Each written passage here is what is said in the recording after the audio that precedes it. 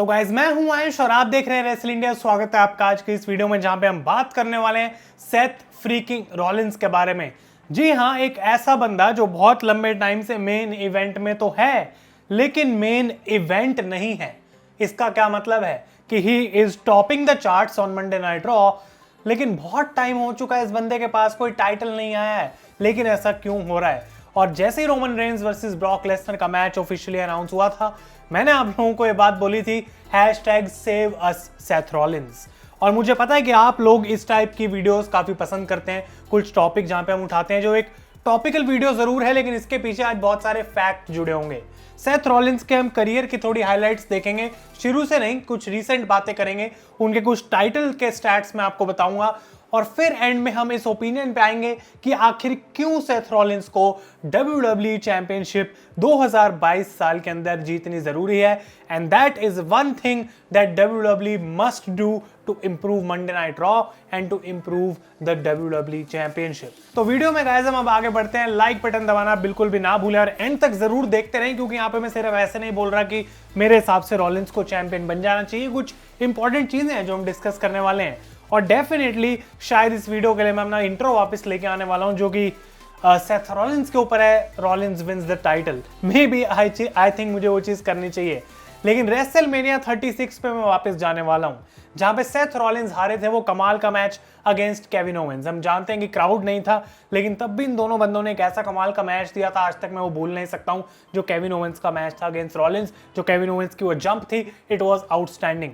उसके बाद अगर हम बात करें थोड़ा सा आगे आके, Drew McIntyre was the champion और ड्रू मैकिंटायर की सेथ रॉलिंस के साथ फ्यूड हुई थी जहां पे ड्रू मैकिंटायर को सेथ रॉलिंस ने ओवर किया, वो जीते नहीं and Drew McIntyre was given the chance, उनको एलिवेट होने का मौका मिला। सेथ रॉलिंस टू का लॉस।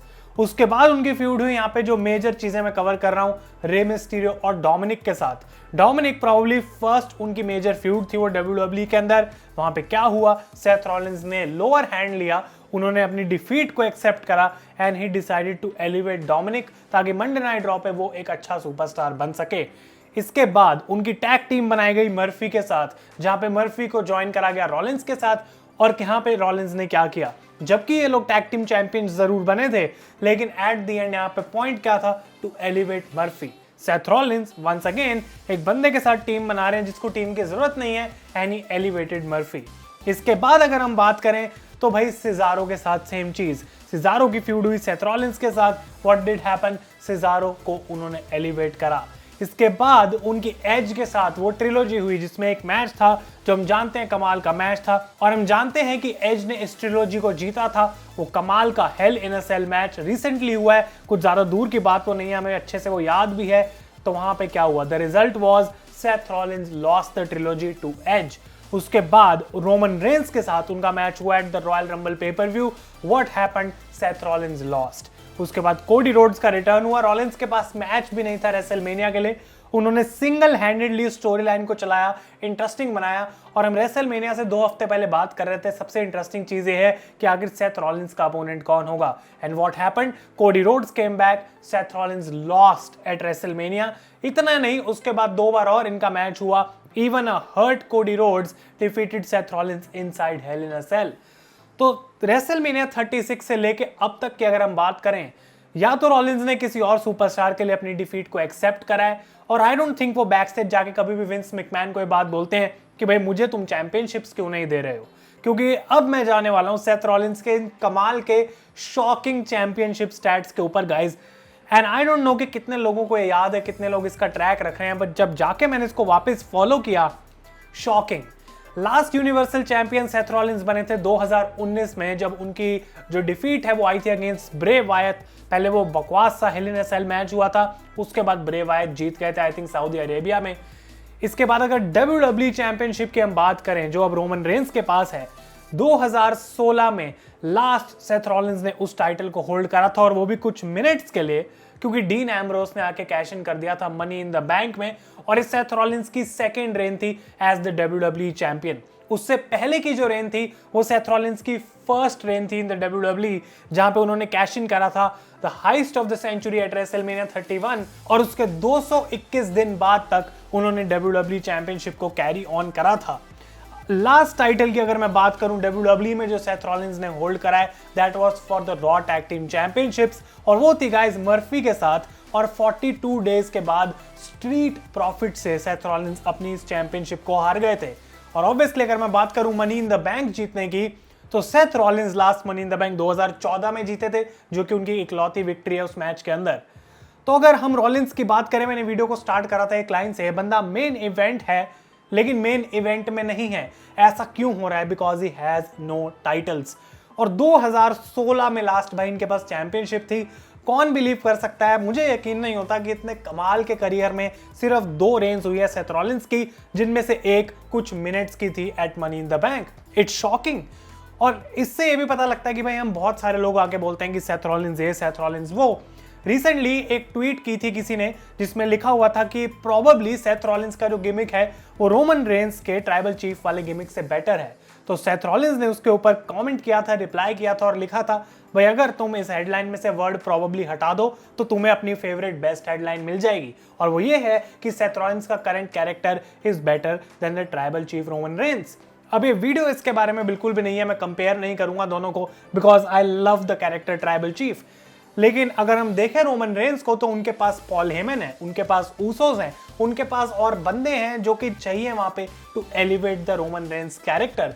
लेकिन अगर सेथ रॉलिंस की हम बात करें, अभी भी मुझे याद है जब वो स्टार्टिंग में अपना विजनरी वाला कैरेक्टर लाए थे, मैं सोच रहा था क्या हो रहा है भाई, क्या इसका पॉइंट है, चल क्या रहा है सेथ रॉलिंस के साथ। लेकिन धीरे धीरे विद टाइम उन्होंने उस चीज को इतना बढ़िया बनाया that I am never board of Seth Rollins. और टू बी ऑनेस्ट, बहुत सारे लोग ये बात जानते हैं, ये कोई छुपी हुई बात नहीं है कि अगर मुझे ओवरऑल पिक करना है, I everyday pick Seth Rollins over Roman Reigns. उसका मतलब ये नहीं है I don't like Roman Reigns, जैसा कि मैंने पहले बोला।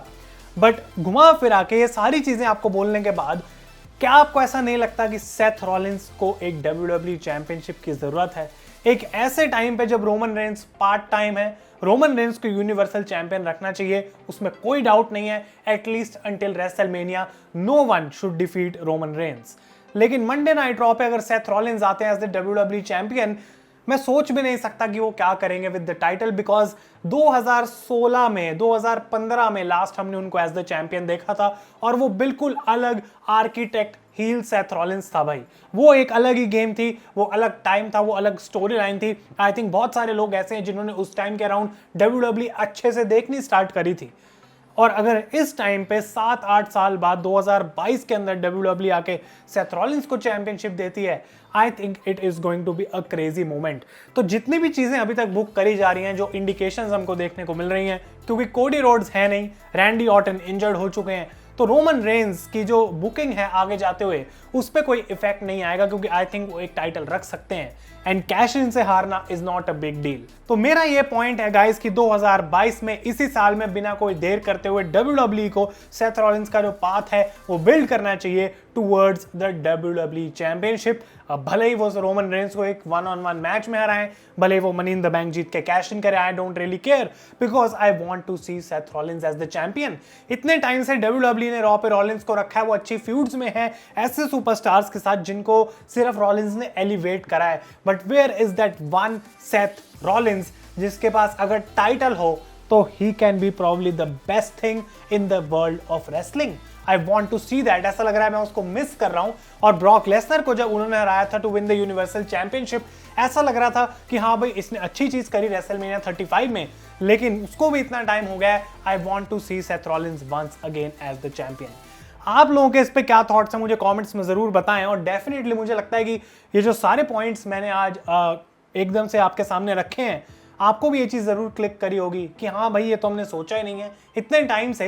क्या आपको एहसास हुआ भी कि रॉलिंस के पास टाइटल नहीं है? डेफिनेटली। लेकिन कभी ऐसा नहीं लगा कि रॉलिंस भाई आखिर कर क्या रहा है, इसको चैंपियनशिप फ्यूड में डालो, ओनली बिकॉज क्योंकि जिस फ्यूड में सेथ रॉलिंस थे ही मेक्स दैट इंटरेस्टिंग। अब भले ही वो WWE की बुकिंग है या फिर उनके अपोनेंट है, लेकिन सेथ रॉलिंस को क्रेडिट जाता है उस चीज का डेफिनेटली।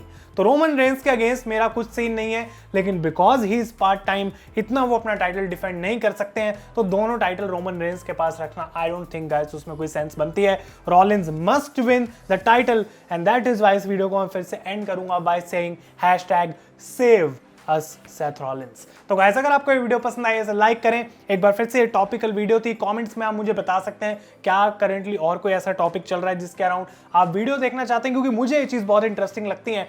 और कमेंट बॉक्स आप जानते हैं कि बिल्कुल ओपन है इस चीज़ के लिए, आप लोग आपस में बात कर सकते हैं, डिस्कशन कर सकते हैं इस टॉपिक के ऊपर, और मैं भी आप लोगों के ओपिनियंस जो है वो जानना चाहूँगा।